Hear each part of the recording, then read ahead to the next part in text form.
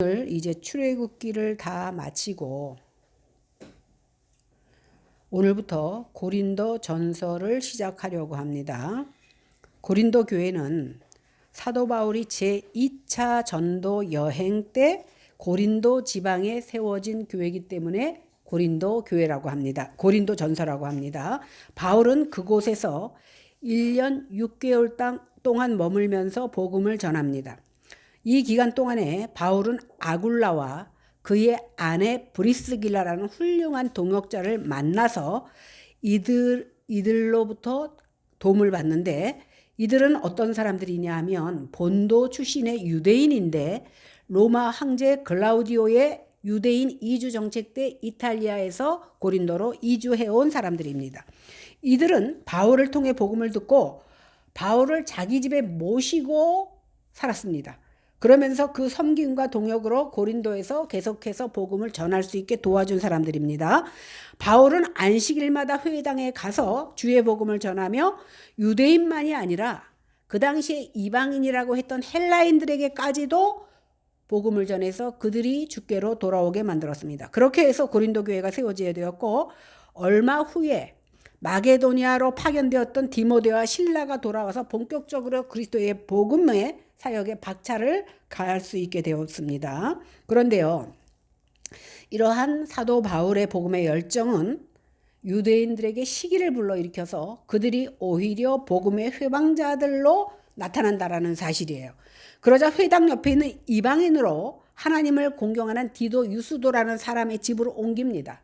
시기하다 보니까, 유대인의 집에 있는 것을 시기하다 보니까 디도 유스도의 집으로 옮깁니다. 이방인의 집에. 거기서 회당장, 아까 말했던 그리스보와 그의 온 식구들이 함께 예수 그리스도를 믿고 세례를 받고, 고린도 교회 사람들이 예수 그리스도를 믿고 세례를 받아서 고린도 교회의 한 일원이 됩니다. 그러니까 고린도 교회는 유대인들뿐만이 아니라 이방인들까지도 합쳐지는 겁니다. 이를 통해서 고린도 교회가 굳게 세워져 가게 되었습니다. 그런데도 유대인들은 대적 행위를 계속합니다. 갈리오가 아가야 지방 총독이 되자 급기야 바울을 잡아서 총독에 끌고 갈 정도로 유대인들이, 그러니까 사단은요, 밖에 있기보다 이 안에 있다라는 사실이에요. 그러나 하나님께서는 바울을 자유한 자가 되게 하셨고 얼마 동안 그곳에 머물면서 주의 복음 위에 교회를 든든히 세워가게 하십니다. 그런 후에 바울은 브리스길라와 아굴라를 데리고 고린도를 떠나서 여러 지방으로 전도 여행을 떠나고 안디옥으로 돌아옴으로써 제2차 전도 여행이 끝이 납니다. 수리아 안디옥이에요. 여기서 안디옥은 루스트라, 더베, 이고니온 이런 식으로 여행을 쭉 떠나서 안디옥으로 돌아옴으로써 제2차 전도 여행이 마칩니다. 바울은 에베소에서 아볼로에 의해 요한의 세례만 알고 있는 사람들에게 예수의 이름으로 세례를 베푸는 것에 대해서 가르쳐주고 두란노 서원에서 2년 동안 강론합니다. 그리고 에베소 다른 지역으로 가서 또 1년간 더 사역하게 됩니다. 바울이 이렇게 에베소에서 3년간 머물면서 복음을 전할 동안에 고린도 교회는요, 바울이 떠나자마자 분쟁이 일어나기 시작합니다.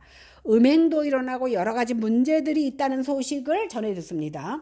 이에 바울은 편지를 써서 고린도 교인들에게 그렇게 악한 것을 퍼뜨리는 자들과 너희가 합하지 말라라고 전해줍니다. 권면합니다. 그런데 이 편지가 고린도 교회에 보낸 첫 번째 편지예요. 고린도가 잘못됐다는 말을 듣고 편지를 첫 번째 보냈는데 어떤 이유에서인지 첫 번째 편지는 없어져서 지금 존재하지 않습니다. 첫 번째 편지를 보낸 지 얼마 안 되어서 바울에게 스데바나와 부드나도와 아가이고에서 고린도 교회에 음행과 여러 음행이 일어나도 징계하지 않고 그 잘못을 저질러도 방치하고 있다라는 소식을 듣습니다. 그것뿐만이 아니라 지금은 흔하게 있는 일이지만 그래서는 안 되거든요. 교회 일을 밖으로 나가서 송사하는 일들도 벌어지고, 거기다가 사도 바울의 사도성까지 의심하는, 다시 말해서 사도 바울은 사도가 아니라는 이런 문제들까지도 사도의 귀에 들어옵니다. 이것뿐만이 아니라 어떤 편지를 받는데 우상의 제물에 대한 문제, 그 다음에 여자들이 머리에 수건을 쓰느냐 안 쓰느냐, 그러니까 그 천주교에서 하얀 모자 쓰듯이 쓰느냐 안 쓰느냐, 이런 문제, 그 다음 성찬과 영적 은사 문제, 그리고 부활 교리 등의 문제가 많이 엇갈린다라는 편지를 받습니다. 그래서 바울은 고린도 교회에서 받은 그 편지에 대한 답변으로 쓰는 것이 두 번째 편지인데, 이 두 번째 편지가 고린도전서예요. 그러니까 첫 번째 편지가 분실되지 않았으면 그 첫 번째 편지가 고린도전서에 속했겠지만, 첫 번째 편지는 분실됐고 두 번째로 답장을 쓴 그 편지가 바로 우리가 오늘부터 보는 고린도전서입니다. 이 고린도 두 번째 답장을 써서 디모데를 통하여서 고린도교에 급히 보냅니다. 이 두 번째 편지가 고린도전서인데 언제 쓰여졌느냐? AD 56년. 그러니까 우리가 보통 생각하기를 바울이 고린도에 처음 들어가서 복음을 전한 것이 50년이나 51년쯤으로 추정합니다. 그러다 보니까 5년 후쯤에 기록이 되었다, 이렇게 생각하면 됩니다. 고린도는 어디에 있냐면, 이 지역을 우리가 들어도 잘 몰라요. 남쪽의 헬라 땅 펠레폰네소스와 북동쪽의 아티카 사이에 위치해 있다고 하는데, 오늘날로 치면 그리스 지방이에요. 그리스라는 나라 있잖아요. 거기가 고린도 지방입니다. 신약시대 고린도는 아가야라는 로마 행정구역의 수도였습니다. 그리스가 아가야라는 로마 행정구역의 수도가 바로 그리스였다라는 거예요. 고린도였다는 거예요. 이 서신이 쓰일 당시 그리스는요, 무역의 중심지로 부와 향락이 넘치는 도시였습니다. 그러니까 거기에는 노예들도 있었는데, 노예들만 있는 것이 아니라 자유인들도 있었습니다. 이 자유인들이 매일 하는 일은 뭐냐면요, 일은 노예들한테 다 시키고 먹고 마시고, 그들이 모여서 그리스의 사상 있잖아요. 사상을 서로 이렇게 말하고 듣기를 굉장히 좋아했습니다. 온갖 신전들이 준비하였고 수천 명의 그 신전 창기들이 있었는데, 그 창녀들은요 대부분이 아프로디테 여신을 숭배하는 신전에서 일하는 여사제들이었다라고 보면 됩니다. 이 도시는 이처럼 사치와 방종이 조장되는 악의 온상이 되었던 것을 우리는 알 수 있습니다. 결국 타락과 음탕한 곳의 대명사 그러면 고린도다라고 말할 정도로, 고린도는 다른 지방에 비해서는 아주 부요했지만 부요한 대신 음탕하고 그 타락했던 도시다, 이렇게 생각하면 되겠습니다. 오늘 사도행전 18장에 보면 바울은요, 이렇게 타락한 도시 고린도에서 1년 반 동안 복음을 전합니다. 1년 반 동안 복음을 전해서 그 가운데 하나님의 택하신 백성들로부터 시작해서 고린도 교회를 세워지게 됩니다. 그런데요, 바울이 떠나자마자 고린도 교회는 많은 문제가 일어납니다. 교회 안에 성도들끼리 파벌이 생기는데, 나는 바울파다, 나는 아볼로파다, 나는 베드로파다, 거기다가 나는 그리스도파다, 다 각자 파가 생겨서 서로 한 복음을 가지고 서로 투쟁하는 겁니다. 또한 친교할 때도 보면요, 부자는 부자들끼리, 가난한 사람은 가난한 사람들끼리 어울리는데, 부자들은요 자기네가 먹고 마시고 남아서 버리면서도 가난한 성도들에게 나눠줄 줄 모릅니다. 그러다 보니까 부자들은 배가 터져서 죽게 생겼고, 가난한 사람들은 같은 모임을 해도 먹지 못하고 굶주려서 죽게 되는 그러한 지경까지 이르렀습니다. 뿐만 아니라 교회 안에서 이방인들보다 못한 인륜을 저버린 음행이 일어납니다. 다시 말하면 친족끼리 아니면 아버지 아내를 이렇게, 그런 일들이 자꾸 일어납니다. 그리고 아까 말했듯이 세상의 법정에서 소송하기도 합니다. 그리고 어떤 자들은 자유라고 하면서 쾌락을 추구하고, 반면에 어떤 자들은 금욕주의로 나가. 그러니까 극과 극의 현상이 고린도 교회에서 일어납니다. 어떤 사람들은 내가 내 인생 자유롭게 산다 그러면서 쾌락을 따라가고, 어떤 사람은 금욕주의로 나갑니다.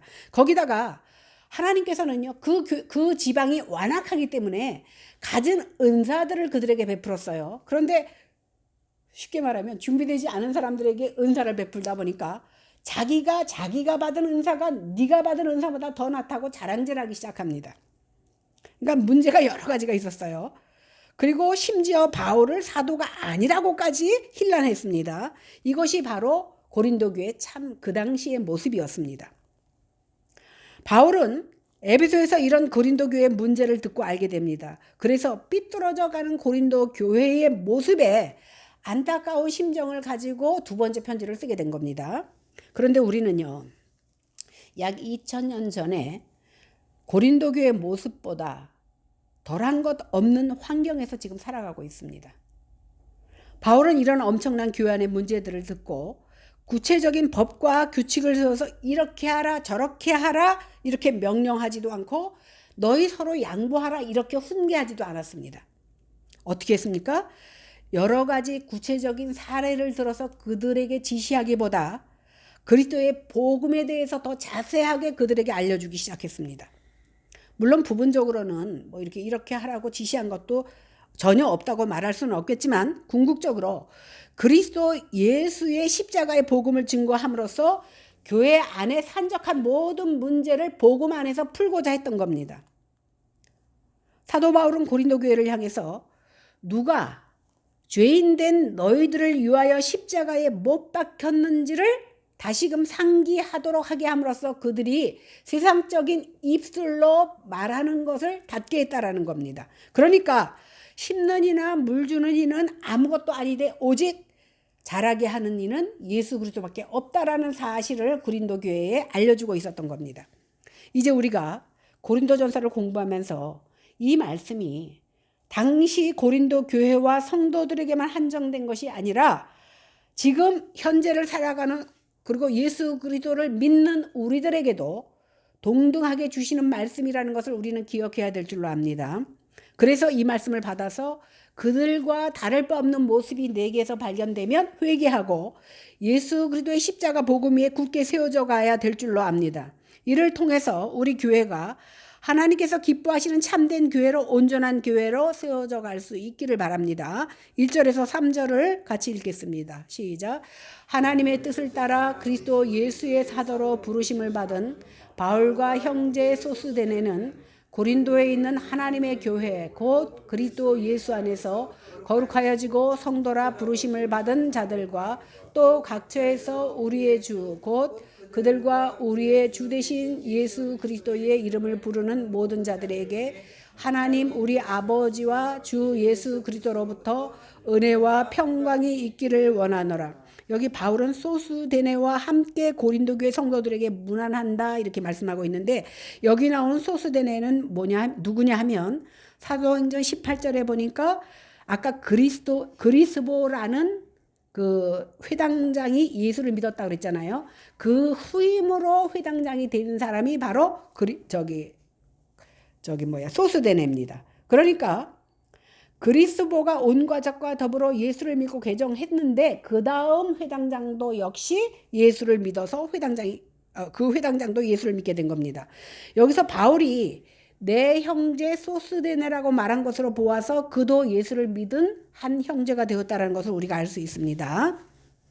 그런데 바울은요 문안 인사를 하기 전에 먼저 뭐라고 하냐면 하나님의 뜻을 따라 그리스도 예수의 사도로 부르심을 받은 바울 자기 자신에 대해서 이렇게 설명합니다.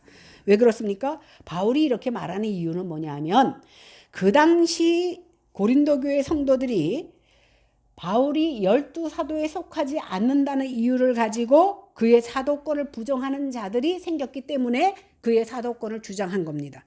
바울은 고린도 교회 복음을 전하고 교회를 세우는데 산파 역할을 한 사람입니다. 다른 사람이 세운 게 아니라 사도 바울이 나가서 복음을 전했습니다. 그런데 바울이 떠난 후에 고린도 교회 교인들은 교만해져서 바울의 사도권을 부정하는 일이 생긴 겁니다. 사실 바울은요, 제가 본 적은 없지만 여러분 코바디스 같은 데 보면 바울은 키가 조그맣고 주먹코에다 못생긴 얼굴로 나오는 것을 알 수 있습니다. 그게 성경적인 근거에 있는 건데 바울은 어땠냐면 인간적으로 보면 말도 어눌하고 키도 조그맣고 생긴 것도 못생겼다고 합니다. 제가 본 적은 없습니다. 그러니까 사람들은요 외모를 보고 그 사람을 판단하기 때문에 외모만 못생긴 게 아니라 키도 작고 말도 어눌했대요. 그러니까 그가 편지를 쓰면은 굉장히 논리적이고 귀한 말씀을 많이 전했는데 아마 말로 전할 때는 조금 어눌했던 것 같아요. 그러다 보니까 그 당시 사람들이 인간적인 모습을 보고 그를 무시했습니다.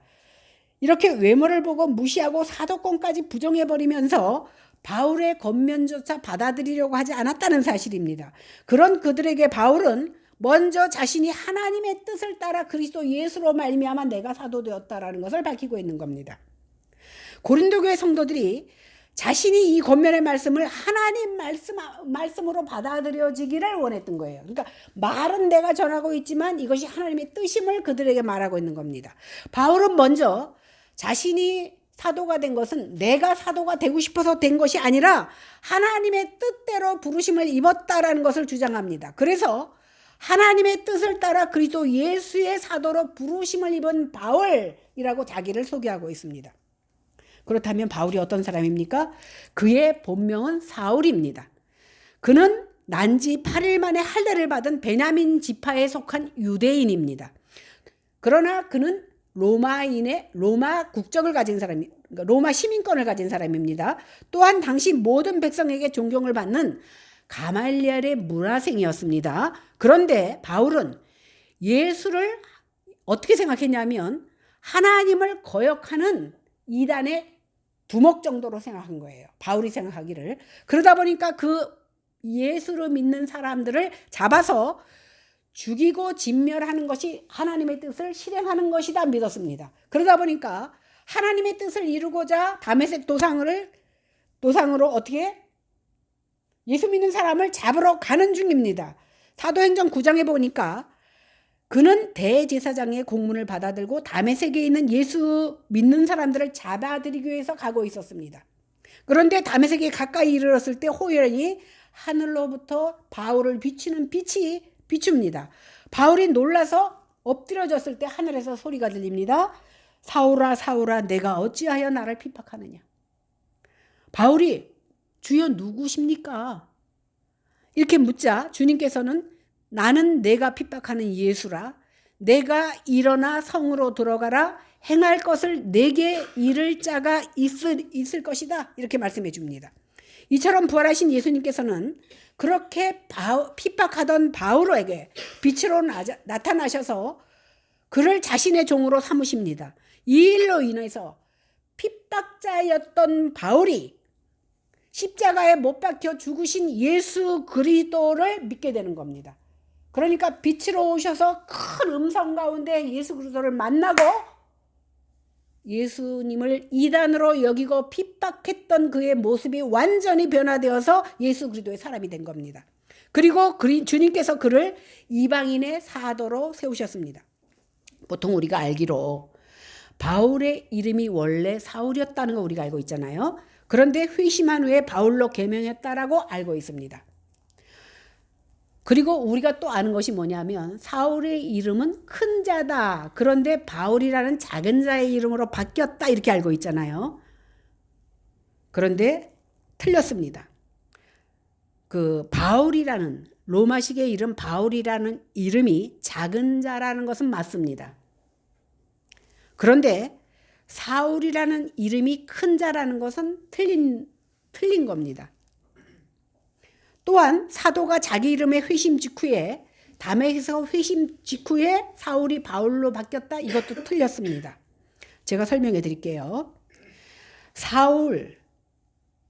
그러니까 사울로스는 히브리식 이름의 샤울에서 나온 헬라식 이름입니다. 그러니까 그 사울은 원래 히브리어는 샤울이에요. 이 샤울이 헬라식으로 하면 사울이나 사울로스가 되는 거예요. 이 사울의 뜻은 뭐냐면 우리가 이스라엘의 첫 번째 왕 사울을 설명할 때 거기 나오거든요. 그 뜻이 뭐냐면 구하다, 요청하다라는 뜻을 가지고 있습니다. 히브리어 동사 샤알에서 온 것인데 여기는 구하여진 이런 뜻입니다. 그래서 사울의 뜻은 뭐냐면 하나님께 구하는 사람이라는 뜻이에요. 그러니까 큰 자가 아니라 하나님께 구하다라는 뜻을 가지고 있습니다. 따라서 사울이라는 이름의 뜻은 큰 자가 아니라 구하는 자라는 뜻입니다. 그럼에도 불구하고 많은 사람들이 사울이라는 이름의 뜻이 큰 자라고 생각하는 이유는 뭐냐면 사울을 배출한 베냐민 집회에서 나온 최고의 그 인물로서 초대 이스라엘의 왕과 똑같은 이름을 가졌기 때문에 큰 자라고 그들이 이해를 한 것이지 진짜의 뜻은 구하다라는 뜻을 가지고 있었다라는 겁니다. 오늘 사도행전 9장 15절이나 16절에 보면 주께서 이르시되 가라, 이 사람은 내 이름을 위하여 이방인과 임금들과 이스라엘 자손들에게 전하기 위하여 택한 나의 그릇이라. 그가 내 이름을 위하여 얼마나 고난을 받아야 할 것을 내가 그에게 보이리라 하시니, 이렇게 말씀하고 있습니다. 이 말씀을 보니까 바울이 예수님을 붙든 게 아니라 예수님께서 사울을 붙드셨다라는 사실입니다. 주님께서 바울을 이방인들과 임금들과 이스라엘 자손들 앞에 당신의 이름을 전하는 도구로 택하신 겁니다. 그래서 하나님께서는 그를 유대인이 아닌 로마 시민권을 갖게 하시고 가말리알 문화생으로 만들어주셔서 보통 사람보다 지식이 뛰어나게 하시고 아는 것이 많아야 임금들을 만날 수 있잖아요. 그런 모습으로 그의 도구를 그를 도구로 택하신 겁니다. 이처럼 바울은 자신이 스스로 사도가 된 것이 아니라 주님께서 그를 사로잡아서 자신을 사도로 삼으셨다라는 사실입니다. 이것이 바로 기독교의 복음입니다. 그러면 주님께서 인간적으로 더 재능이 많은 사람을 사도로 부르셔서 쓰시면 될 텐데 왜 말도 어눌하고 키도 작고 못생긴 그런 사도 바울을 쓰셨느냐는 겁니다. 그것은요, 전도가 사람의 말에 지혜 있지 않고 하나님께 있다라는 것을 알려주고자 하는 것입니다. 그러므로 성경에 나타나는 어떤 인물도 그 개인의 자질이나 훌륭함 때문에 예수 그리스도의 종이 되는 건 아닙니다. 우리가 그것을 사사기에서 보면 많이 알 수 있잖아요. 하나님께서 쓰임받는 자는 세상 가운데서 똑똑하고 잘난 사람을 쓰는 것이 아니라, 그러니까 주의 종들이 결국은 세상 가운데서 못났기 때문에 그 못난 자들을 택하여 하나님이 쓰셨는데, 주의 종이 되고 나면 어깨에다 뽕 넣고 힘을 주는 것은 잘못된 거라는 거예요. 그러므로 성경에 나타나는 어떤 인물도 개인의 자질이 훌륭하기 때문에 쓰임받는 사람은 없다라는 겁니다. 하나님께서 하나님의 사람으로 붙으셔야 그가 하나님의 종으로 쓰임을 받는다는 사실입니다. 이 사실을 모르고 고린도 교회 성도들이 교만해서 기고만장하게 굴자 바울이 예수 그리스도의 십자가를 다시 증거합니다. 바울 자신도 내가 그리스도로 인하여 사로잡혔기 때문에 쓰임을 받는 것이지 내가 잘나서 쓰이는 것이 아니라는 것을 말하고 있는 겁니다. 그러니까 너희가 잘나서 은사를 받은 것이 아니라는 거예요. 그러니까 어느 누구도 그리스도 앞에서 자기를 자랑할 수 있는 사람이 없고 십자가의 공로가 아니면 스스로 하나님께 나올 자가 없다라는 것을 오늘 증거하고 있는 겁니다. 예수 그리스도의 공로가 아니면 다 죽은 자들입니다. 그러므로 교회란요, 어떤 인간의 능력으로 세워지는 것이 아니라는 겁니다. 주님께서 친히 세워서 가시는 겁니다. 그래서 2절에서 보면 바울은 고린도에 있는 교회 성도들에게 문안을 하면서 고린도에 있는 하나님의 교회다 이렇게 말하고 있습니다. 그러므로 사람이 세울 수 있는 것이 아닙니다. 교회는 우리가 교회잖아요. 우리를 내가 벌떡 일어서서 세워진 것이 아니라 하나님께서 세워주셔야만 세워질 수 있는 것이 교회요 성도인 줄로 압니다. 그러면 하나님의 교회가 무엇입니까? 그리스도 예수 안에서 거룩하여지고 성도라 부르심을 입은 자들의 모인 것이 바로 교회입니다. 그러니까 이 건물이 교회가 아니라, 건물은 교회당 예배당이지만 예수 그리스도 안에서 거룩해지고 성도라고 부르심을 입은 자들이 모인 무리가 바로 교회입니다. 그러면 이렇게 부르심을 입은 증거가 무엇입니까? 주 예수 대신 우리 그리스도를 주님이라고 부르는 자, 이 사람들이 바로 교회입니다. 이렇게 예수님이 우리의 주와 그리스도가 되신다면 베드로처럼 주는 그리스도시요 살아계신 하나님의 아들입니다라는 고백이 우리에게도 나와야 된다는 겁니다. 주님께서 이 고백을 할 때에 뭐라고 말씀하십니까? 내가 바요나 시몬아 내가 복이 있도다. 이를 알게 한 이는 혈육이 아니요 하늘에 계신 내 아버지라. 또 내가 네게 이르노니 너는 베드로라. 이 반석 위에 이 교회를 세울 것이다 이렇게 말합니다. 이 반석 위에 교회를 세우면 음부의 권세가 이를 해치지 못할 것이다. 내가 천국의 열쇠를 내게 주노니 내가 땅에서 무엇이든지 매면 하늘에서도 매일 것이요 내가 땅에서 무엇이든지 풀면 하늘에서도 풀릴 것이라고 말씀해주고 있습니다. 그러므로 예수 그리스도가 바로 교회가 되는 겁니다. 이 고백은 혈통이나 육정이나 사람의 뜻으로 되지 않고 오직 하나님께서 알려주셔야만 알 수 있는 겁니다. 이것이 바로 교회며 이런 교회를 하나님께서 자기 핏값으로 주고 사셨다라고 말씀하고 있습니다. 결국 교회란요, 예수 그리스도를 믿는 사람들의 모임이며 이들은 오직 주님으로부터 부르심을 입어야만 이 자리에 나올 수 있는 겁니다. 사도 바울은 3절에서 이런 교회, 바로 이런 교회들에게 하나님 우리 아버지와 주 예수 그리스도를 쫓아 은혜와 평강이 있기를 원한다고 말씀합니다. 우리는 고린도 교회 안에 있는 여러 가지 문제가 있음을 제가 그 1절에서 3절 읽기 전에 간략하게 말씀을 드렸는데, 어떻게 이런 교회를, 이렇게 문제가 많은 곳을 교회라고 말할 수 있으며 이러한 교회들을 향하여 책망만 해도 부족할 텐데 오늘 사도 바울이 뭐라고 말씀합니까? 하나님께 감사한대. 이 교회로 말미암아 하나님께 감사한다라고 말하고 있습니다. 책망하는 것이 아니라, 물론 바울이 나중에는 책망을 합니다. 지금은 무엇을 인하여 감사하는 것인지 한번 우리가 살펴보도록 하겠습니다. 4절에서 7절을 한번 같이 읽어보겠습니다. 시작. 그리스도 예수 안에서 너희에게 주신 하나님의 은혜로 말미암아 내가 너희를 위하여 항상 하나님께 감사하노니 이는 너희가 그 안에서 모든 일 곧 모든 언변과 모든 지식의 풍족함으로 그리스도의 증거가 너희 중에 견고하게 되어 너희가 모든 은사에 부족함이 없이 우리 주 예수 그리스도의 나타나심을 기다림이라. 바울은 먼저 우리 주 예수 안에 너희에게 주신 하나님의 은혜를 인하여 감사한다. 그러니까 아무리 우리 가운데 우리의 모습이 인간적인 추악한 모습이 보인다 할지라도 그리스도의 힘이 아니면 이곳에 나와 있을 수 없음으로 인해서 감사한다라는 겁니다.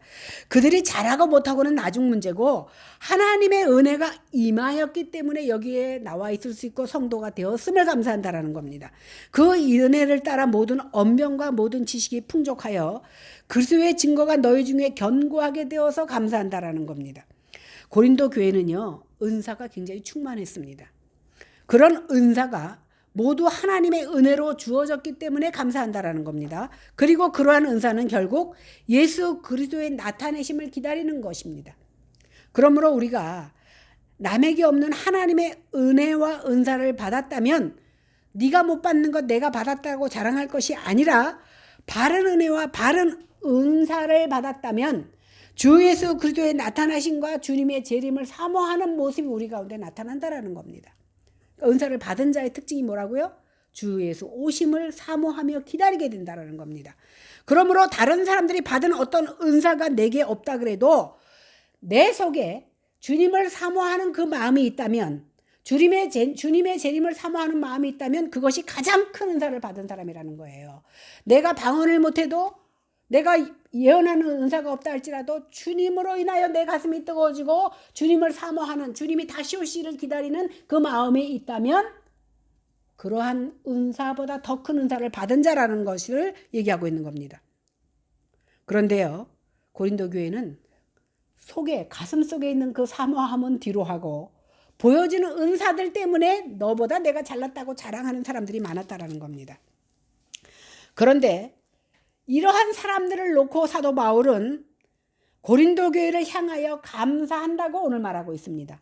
바로 주께서 부르심을 입었기 때문에 감사한다는 거예요. 사도 바울이 감사하는 것은 그들의 잘못된 모습 때문에 감사하는 것이 아니라 그렇게 잘못된 자들조차도 하나님께서 부르셨기 때문에 감사한다라는 겁니다. 주님의 부르심에는 후회하심이 없습니다. 비록 인간에게서는 자기 자랑이 나오고 교만하고 온갖 더러운 모습이 보여지지만 주님께서 그 부르심을 입은 자들이 실패를 통해서 매를 드시거나 아니면 병을 통해서라도 재림의 날에 그들을 책임할 것이 없는 자로 세우실 것을 믿기 때문에 감사한다라는 사실입니다. 이 말씀이 한편으로는 두렵지만 한편으로는 얼마나 위로가 되는 감사하는 말씀인지 모릅니다. 하나님께서는요, 그 부르신 자들을 돌이키기 위해서 그들의 교만과 자존심과 그들이 세워놓은 모든 것을 한순간에 엎어버리기도 하십니다. 왜? 그들이 소중히 여기는 것이 없어짐으로 말미암아 그 아픔을 통해서 예수 그리스도와의 사귐이 얼마나 중요하고 가치 있는 것인가를 깨닫게 하기 위해서 주시는 것이기 때문에 감사하는 겁니다. 그래서 이 세상이 다가 아니고 하나님 나라가 얼마나 소중한지를 내가 세상에서 귀하게 여기는 것을 잃은 다음에야 비로소 많은 사람들이 깨닫고 있다는 겁니다. 전에는 세상의 즐거움이 단 줄 알았고 세상의 즐거움이 좋았지만 이제 그 어려움을 통해서 깨닫는 것이 무엇입니까? 예수 그리스도만이 나의 참 기쁨이요 나의 즐거움이 되도록 만드시는 것이 바로 우리에게 주어지는 고난이라는 사실입니다. 그래서 바울은 비록 그들이 지금은 형편없이 보이지만 결국은 하나님의 열심히 그들을 변화시킬 거라는 것을 믿고 있기 때문에 감사한다라는 사실입니다. 이것이 바로 믿음입니다. 8절에서 9절 보겠습니다. 시작. 주께서 너희를 우리 주 예수 그리스도의 날에 책망할 것이 없는 자로 끝까지 견고하게 하시리라. 너희를 불러 그의 아들 예수 그리스도 우리 주와 더불어 교제하게 하시는 하나님은 미쁘시도다. 지금 우리도 알다시피 사도 바울이 보기에도 그 고린도 교회 성도들이 지금은 여러 가지로 부족하고 어찌 보면 책망할 것밖에 없는 자들이지만 신실하신 하나님께서 예수 그리스도로 교제케 하실 것을 믿는 믿음이 사도 바울에게 있었다는 거예요. 왜?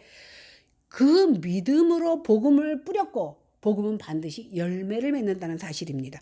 우리는 주님으로 인하여 변화되어야 되지만 비로소 주님 앞에서 세상적인 우리의 자랑거리가 벗겨지는 것을 인하여 하나님께 감사할 수 있는 거예요. 우리가 맨 처음에 교회 나왔을 때 하나님의 말씀을 알지 못하고 하나님에 대해서 깨닫지 못했을 때 우리는 아직도 세상의 때를 벗지 못해서 세상의 모습대로 살아가고 있습니다. 그러나 하나님의 말씀으로 인하여 우리의 자랑거리들, 우리의 세상 때들이 벗겨지는 것입니다. 그것을 사도 바울은 알았기에 감사할 수 있었던 겁니다. 왜 그러냐면 우리는 점차 하나님으로 옷 입혀지기 때문입니다. 이것이 부르심을 입은 자들의 복입니다. 어린아이가 태어났는데 끝까지 자라지 않는다면 그거는 정말 부모의 근심거리가 될 수밖에 없듯이 처음 교회 나왔고 얼마 되지 않은 사람들은 아직도 세상의 것에 얽매여 살아갈 수밖에 없지만 그러나 예수 그리스도로 덧입음으로 말미암아 우리가 변화될 것을 사도 바울은 알았기 때문에 이것이 바로 복이라는 것을 그들에게 말해주고 있는 겁니다. 이 시간에 성령 하나님께서 우리에게도 이런 깨달음의 복이 있기를 원합니다. 하나님 보시기에 말씀에 비추어 볼 때에 아직도 우리 역시도 고린도 교회 교인들과 다를 바 없는 모습이라 할지라도 그러나 하나님으로 인하여 옷 입고 덧입혀질 때에 과거의 더러운 것들이 벗겨진다는 사실을 깨닫고 우리에게도 그러한 복이 임하기를 원합니다. 그래서 우리가 우리 주님으로 말미암아 은혜와 평강이 넘치는 자들이 되어지기를 원합니다.